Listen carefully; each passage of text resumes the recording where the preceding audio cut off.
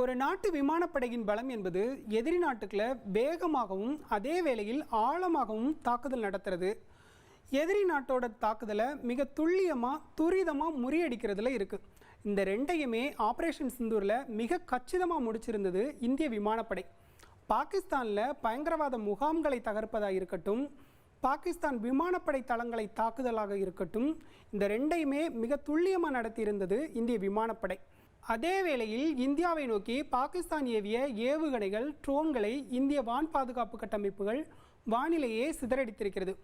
வீரர்கள் தோளில் தாங்கிய வான் பாதுகாப்பு கட்டமைப்பு, S-400 வான் பாதுகாப்பு கட்டமைப்பு, ஆகாஷ் வான் பாதுகாப்பு கட்டமைப்பு, இப்படி 4 லேயராக போடப்பட்டிருந்த வான் பாதுகாப்பு கட்டமைப்புகள் பாகிஸ்தானின் ஏவுகணைகள் மற்றும் ட்ரோன்களை சுட்டு வீழ்த்தியிருக்கிறது. இதில் முக்கியமாக ஆகாஷ் வான் பாதுகாப்பு கட்டமைப்போட துரிதமான நடவடிக்கை இந்திய லெவலில் பேசப்படுகிறது. ஏனென்றால் இது ஒரு இந்திய தயாரிப்பு வான் பாதுகாப்பு கட்டமைப்பு. இந்தியாவின் பாதுகாப்பு ஆராய்ச்சி மற்றும் மேம்பாட்டு அமைப்பான DRDO இந்த வான் பாதுகாப்பு கட்டமைப்பை உருவாக்கியிருக்கிறது. ஆகாஷ் வான் பாதுகாப்பு கட்டமைப்பு ரேடார் மூலம் வானை கண்காணிக்கும். எதிரியோட போர் விமானம், ஏவுகணைகள் மற்றும் ட்ரோன்கள் உள்ளே வந்தால் அவற்றை சுட்டு வீழ்த்தும்.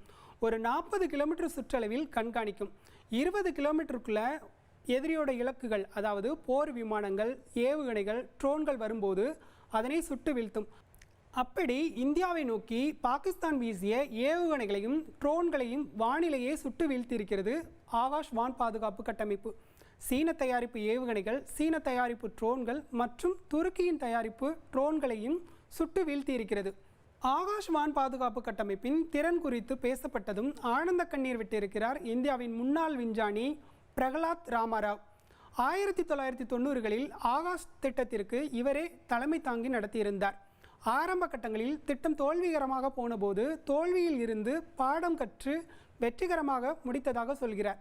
ஆகாஷ் வான் பாதுகாப்பு கட்டமைப்பு பாகிஸ்தான் வீசிய ஏவுகணைகள் மற்றும் ட்ரோன்களை வானிலையே சிதறடித்திருப்பது தனக்கு வழங்கிய பத்ம விருதை விட மிகப்பெரியது என சொல்கிறார். 500 கோடியிலேயே இந்த வான் பாதுகாப்பு கட்டமைப்பை உருவாக்கியதாக சொல்லும் இவர், இது போன்ற ஒரு வான் பாதுகாப்பு கட்டமைப்பை இவ்வளவு குறைந்த செலவில் உருவாக்க முடியாது எனவும் சொல்கிறார். இந்திய தயாரிப்பு ட்ரோன்கள் மற்றும் ஏவுகணைகள் பாகிஸ்தானை பதம் பார்த்திருக்கிறது. அதே வேளையில் பாகிஸ்தான் ஏவிய ஏவுகணைகள் மற்றும் ட்ரோன்களை இந்திய வான் பாதுகாப்பு கட்டமைப்பு சிதறடித்திருக்கிறது. இதனை இந்திய இராணுவம் மிக தெளிவாக விளக்கியதும் சீனாவின் பாதுகாப்புத்துறை சார்ந்த நிறுவனங்களின் பங்குகள் சரிந்திருக்கின்றன. அதே வேளையில் இந்தியாவின் பாதுகாப்பு செக்டார் நிறுவனங்களின் பங்குகள் உயர்ந்திருப்பதையும் நம்மால் காண முடிகிறது. மத்திய அரசு உள்நாட்டிலேயே இராணுவ தளவாடங்களை தயாரிப்பதற்கு முக்கியத்துவம் கொடுத்து வருகிறது.